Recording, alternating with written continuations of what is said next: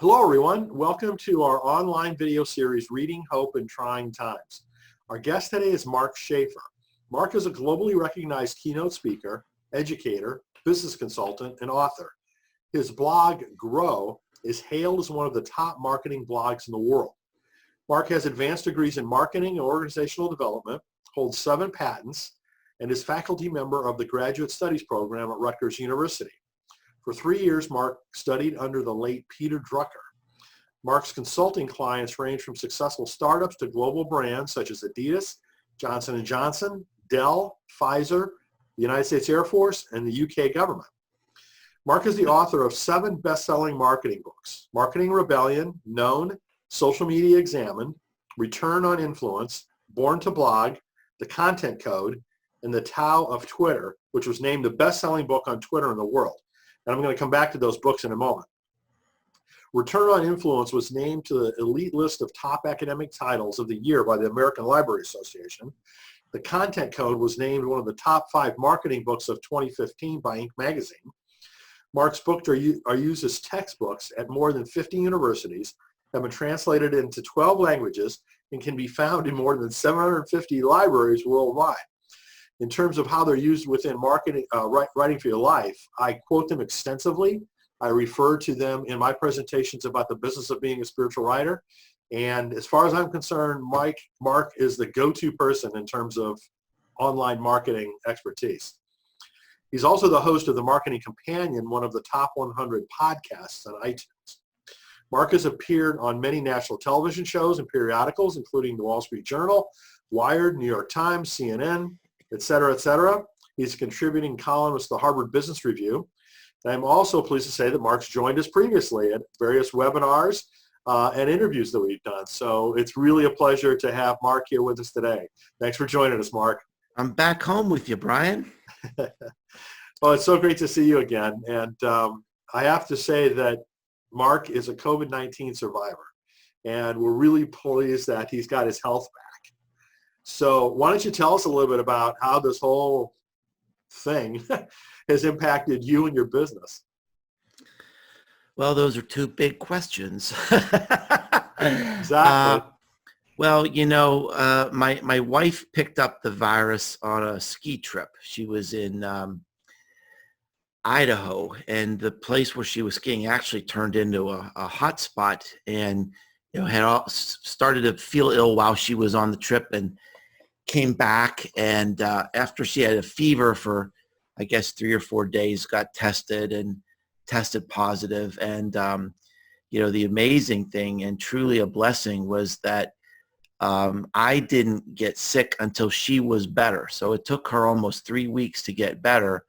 And I was laying in bed just praying, thinking, what am I going to do if we both get sick at the same time? But she got better, and then I started showing symptoms. It took me about 3 weeks really to get through it. And, both of us were really fortunate that we didn't have to be hospitalized. We were able to recover from home. I would say, judging by, how other people have really suffered tremendously with this, our symptoms would probably be considered, moderate. I had a fever for 15 days in a row, had some, pretty rough symptoms, had pressure in my chest that got scary for a while, and had this sort of mental fogginess that was caused by this condition called hypoxia, where I wasn't getting enough oxygen to my brain. So I couldn't read, I couldn't write, I couldn't really concentrate or think. Wow. And for about 3 weeks. And so that, and I think that's a good illustration to show how we just don't know what's happening with this, because, I couldn't understand why I had this mental fogginess. And because I was a statistic, I was getting a call every day from the, local health department. And I said, I just don't understand. There's no medicine for this. There's no cure for this. I'm not taking anything. The strategy is let it roll through your body and hope you don't have to go to the hospital. I said, why do I feel this? I feel like I'm drugged. And then about midway through my illness, they actually added that to the list of symptoms. Wow. Because they found that about 34% of the people who get this disease report some sort of neurological attack, that, loss of smell, loss of taste, loss of mental capacities. So that just shows how fast this thing is evolving. And I'm so grateful to the medical professionals, because at every turn, they were just so gracious and just so comforting. And these poor doctors, it's like trying to fly an airplane without an altimeter. Don't have a dashboard. They're just running on instinct. There's no real guidance, on how to treat this, other than try to treat the symptoms as best you can. So, so it took me about, I guess it was actually, 4.5 weeks before I ended up, testing negative again. So both of us have recovered, and my wife has actually been able to donate plasma now, which can go and, help other people who are really sick. Wow. Well, I'm really thankful for that recovery for you both. And, I really hope that there's no recurrence and there's no lasting effects. Well, yeah, I hope not. I mean, they don't even know for sure, if we're immune or how long we would be immune. So, I mean, that's one of the things that had an impact on me, is just realizing that we just don't know what we're dealing with here. And it's showing up in different ways in different people. And it's like a battle every day. It's just throwing something different at you. At least that's how it attacked, my wife and I. We had just different kinds of symptoms every day. And it was just like trying to find some vulnerability. And as you said, they just keep uncovering more symptoms, Yeah. different ages, different people. It's just Mm-hmm. Unbelievable how powerful this thing is. Yeah, it really is. Powerful and unpredictable. And, we're now learning that, that even people are recovered, or, may have long-lasting impacts on some of this thing, as it attacks your liver and kidneys and brain and, your gastrointestinal system. So, it's going to take years, I think, to really sort out, what happened after we look back at this thing. So as I mentioned, in the introduction, you've written some incredible books. I mean, the books that I think are the best in online marketing, period, end of story. Oh, thank you. And I truly mean that. And I, as I mentioned, I reference them constantly, either, online or in my presentations to customers. But you've also more recently here written some amazing articles, blog articles, to help companies, authors, through this, and to think through some of the different aspects of, okay, what do we do now that the world has completely changed for all of us? Mm-hmm, mm-hmm. So do you want to talk about a couple of those articles or a couple of the main points from them? Sure. And I think there's a sort of a macro lesson in this too, Brian, that, when this thing started to really hit and change the world and our lives, I had a lot of content planned and ready to go, and I realized it was irrelevant. And so I think there's a lesson for all of us, that we have to reconsider what we're doing, in a way to think about what are our core skills and competencies that apply to where people are today. And one blog post that a lot of people really loved and thought was helpful was, I talked about that old principle we learned in Psych 101, Maslow's hierarchy of needs. And, there was this pyramid, and at the bottom of the pyramid, before you can think about anything else in your life, you have to have something to eat. You have to have clean water. You have to have safe air to breathe.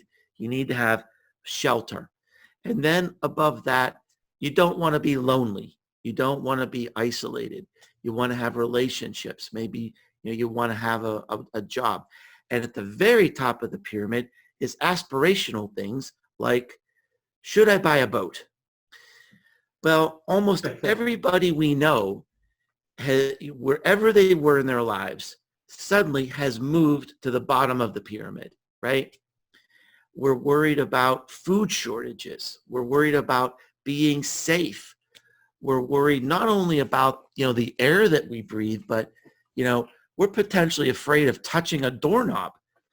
That's, a very sort of foundational and visceral fear at the bottom of this pyramid. So if you're a business that serves the bottom of the pyramid, if you're delivering food, if you're delivering medical services, if you're helping people, not be afraid, then you have a great business right now. And from a marketing standpoint, you should really double down. Now, if you're at the top of the pyramid, which is where I was, I was a professional speaker. There aren't any conferences right now. And I'm a marketing consultant. And I found that in a period of about 3 days, I became irrelevant because my customers, my great customers basically said, our supply chain has collapsed. Our employees are getting sick. We've lost 50% of our business. We're in crisis mode. And we love you, Mark, but we don't need you right now. And that's the right decision. And so, one of the lessons is that I have to accept that this was not my fault, right? There's a certain guilt, at least in sort of my work heritage, that you need to plan. You need to be ready. And I sort of was ready for a recession, but nobody could plan for anything like this. So in a way, to move on, number one, you have to accept that, look, this was not your fault. Number two, everyone we're working with is grieving. We're probably grieving. Everyone has lost something, even if it's the ability to not be able to go to a restaurant or go to a movie or see our loved ones. Some people have lost jobs. They've lost their income. They're losing loved ones to this disease. And so we have to think in terms of grief, which is usually associated with death. But I mean, everyone is experiencing this tremendous loss, and we have to acknowledge that with our businesses and our customers. Now, if you're at the top of the pyramid, like I am, this is what I did. So you explained. All of a sudden, my content just flipped, right? Excuse me. I was kind of unsettled for a few days. It's just like, where do I fit now? What do I do? Everything's gone. All my, even my speaking was gone, and my consulting was gone, and even my classes that I teach at the university were canceled. And then after about 2 or 3 days, I realized that, look, I'm a teacher in everything I do, in my blog and my podcast and my books, and I'm still a teacher. I just need to teach something different now. And I do have a background in coaching and counseling and applied behavioral sciences, and so I thought that's what people need right now. And so, I've written, oh gosh, I don't know, a couple dozen articles at least right now, and I just came out with a free ebook that sort of curates some of these ideas about how to fight to the other side, how to, I call it the pandemic business playbook. Yeah, I thought that was great too. And it's just simple ideas in this age of incredible fear and uncertainty. But here are a few things that we know and a few things we can figure out based on probabilities that can help us plan and prepare for the future. Well, Dispensing Hope was one of them. And I think that's the one that, stuck with me after I read that. And I think it's very important. That's, an example of the title of this interview series, Reading Hope in Trying Times. So I'm with you on that. Someone asked me the other day, what does leadership mean in these times? And to me, that's what it is. It's dispensing hope, and I don't think you need to be a raw cheerleader and create false hope. I think, honesty and data is very important. But I think, helping people see through to the other side and and start to overcome grief, to get focused on what's next. That's an important part of leadership right now. Well, as you've written in several of your books, the whole idea of being there right side by side with your customer and the authenticity associated with whatever you do are always important factors in business, and probably even more important factors in what we're going through right now. Yeah, I agree, Brian. I think someone told me the other day that I have this new book out called Marketing Rebellion, and the subtitle is "The Most Human Company Wins." And if you look at what's going on in the world today, some people have said, Mark, this was really prescient. You kind of predicted what would happen, and a lot of companies are being forced into using some of your ideas. If you look at the companies who are really getting it right now, these are the companies that are rolling up their sleeves and saying, we're going to make ventilators. We're going to go into the community and we're going to feed our medical workers. They're not bragging about it. They're not creating PR about it. They're just rolling up their sleeves and they're saying, how do we pivot to the bottom? How do we do what we need to do right now? Because long term, that's what people will remember. They'll remember that emotional connection to you and what you did to meet people where they are right now. And the businesses that are just playing lip service to it, it's laughable. I've got a blog post coming out probably in the next week or so, and it's going to comment on this very thing that we're talking about. And there was this video that came out, and it said, all pandemic advertising is the same. And it showed ad after ad after ad. Start with slow piano music, and company after company after company. And then it said, tell everyone you're with them.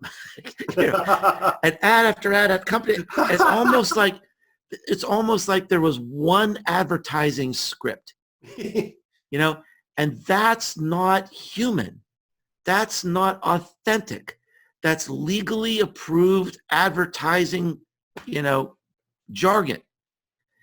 And that's not what people want. That's not what people need right now.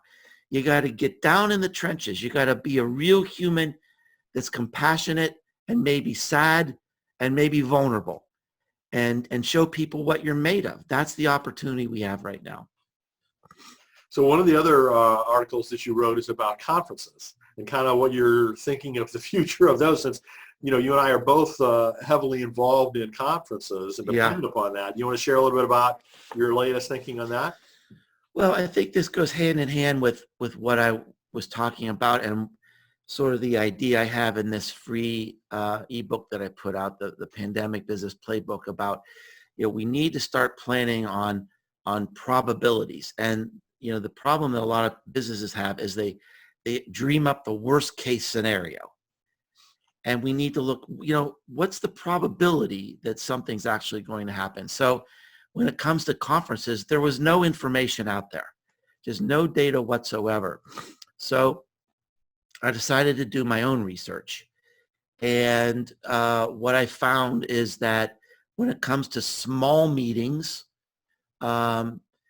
business travelers are pretty optimistic that by the end of 2020 or early 2021, things will be back to normal. As far as large conferences, it was a little more pessimistic. About a third of the respondents said, these things aren't going to come back till late next year or 2022. It's a very, very complicated issue. And it gets down to this. People have to feel safe. One of the respondents said, I don't want to go to my favorite conference wearing a mask. We need to have a vaccine or some sort of drug therapy that will make us feel safe. And, the truth, the medical truth about this is that's a year and a half away. And so a lot of these conferences, if safety is the big issue, they may not come back very easily. They may not come back very soon. There's also issues about budgetary restrictions, travel restrictions, government restrictions, and then there's the issue of planning and insurance. Will some of these conferences be able to even get insurance after the insurance industry is being turned upside down right now with a lot of arguments over who's liable for all these losses that businesses have. So it's a very, very complicated issue. But again, looking at probabilities, I'm not that optimistic that company meetings and conferences are going to come back soon. And that's data I would love to ignore. And I'd love to believe something else. But, I try to approach things in a scientific way and make decisions on the best probabilities. And that's sort of what we're facing right now. It totally makes sense to me. Did that resonate with you? Absolutely. Kind of the timing that I had in the article? Absolutely. No, I mean, I thought you were right on. And I was really glad to hear, the different comments that you had collected that were salient to this point. Mm-hmm. I mean, none of us knows exactly, right, how long different elements of this are going to last. But I mean, my own gut feeling is it's going to be a while. Yeah. It's going to be a while on a lot of fronts. Well, especially if it doesn't go away. I mean, if we keep having waves of this thing, it's just going to make it longer and longer and longer. And there was a kind of a scary comment from a woman in Australia. And she said, Australia, we've pretty much gotten this under control. We're starting to have meetings again. She said, but I'm afraid of America. I won't come to America because I think it's just, it's still getting worse in America. So the longer it goes on, it's going to prevent, a lot of international people from coming here. All you have to do is look at the numbers, right? They may not even be, when are we recording this? It's like almost mid-May. 2020, and the numbers are still going up, and we're having some resurgences in a lot of different countries now, not just America. Yeah. So you're a man of faith, Mark, and one of the things we've been talking about in this video series is how God supported us, through challenging times in the past, and how we've been able to draw on that now. So what would you like to share in that regard? Well, I think it's the only thing I could really hold on to for the last couple of weeks because, it's like when it starts to settle on you that your whole expectations around your business and your conferences are gone, for the foreseeable future. And then, we had these struggles with our health. The only thing we could really think about and sort of what I just repeat in my head is sort of like, thy will be done, thy will be done is just think, what's going on here and what's my place in the world? How do I show up in a way that can set an example and glorify God? Now, in my social media presence and in my content, I don't wear my faith on my sleeve, and the reason is because I have a global audience, and I feel if I do that too strongly, it sends up a wall, and by not setting up a wall, it's opened up a lot of amazing conversations for me with people around the world who know that I'm different, who know that there's something going on here with me and my community, and they kind of want to learn more and be a part of that. And, one of the decisions I made was I had some fearful times. And when I got sick, I thought, well, I just want to crawl in a hole. I don't want to even talk about this. This is a personal thing. I don't want people to feel sorry for me. I just want to crawl in a hole and get through this. And I thought, well, I have so many fans around the world and I have so many business partners, and they, it's going to get out. I'm going to have to tell people what's going on. And so, I made a decision to communicate about it. And I thought, this is another example to teach. It's another opportunity to set an example and to, to be brave and to uh, destigmatize the disease and try to use this as an opportunity to lift people up. So an example would be, when I was going through the illness, I would say, well, I'm finally feeling a little bit better. And the first thing I did is I, grilled some steaks. And it felt, this is something I've done 1,000 times, but it felt so good to do something normal. And I don't think I'll ever take that for granted again. And no matter how good, how bad things get, we can look at our lives at, these simple pleasures. And as long as we're alive, we have an infinite opportunity to experience these simple pleasures of nature and the sun on our face. And even, some little bit of food that tastes good that day. And so that would be an opportunity where, kind of in the middle of my sickness, I'm still trying to find ways to lift people up and inspire people and help them through this. And I think, it was a little bit of a risk that I took, but I think, that was the message I was getting from God of how I needed to show up.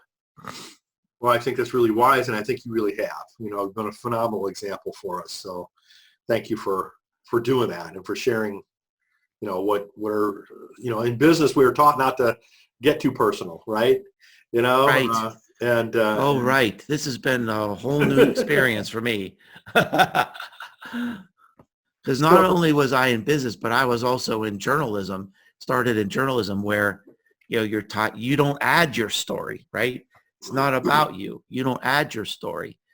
But the real power of this world is to stand out. You have to be original. And to be original, you don't have any choice. You have to add your story because there's only one you. And if that humanity comes through and that passion and your love shines through, then people will be attracted to you like a moth to a flame because that's what people really desire. Absolutely. Authenticity. Yeah.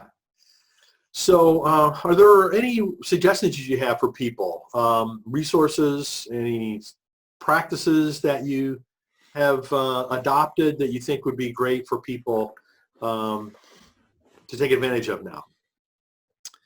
Well, that's a big question because, I think so many people are in so many different places right now. It's, I think everyone is experiencing loss and everybody's experiencing stress in different ways. My heart goes out to a good friend of mine in Chicago who's trying to run a business and she's locked in and she's homeschooling her child and cooking 3 meals a day. And, she's just had it. She's just absolutely had it.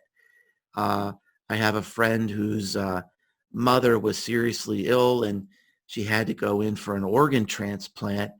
And literally they had to drop her off at the curb.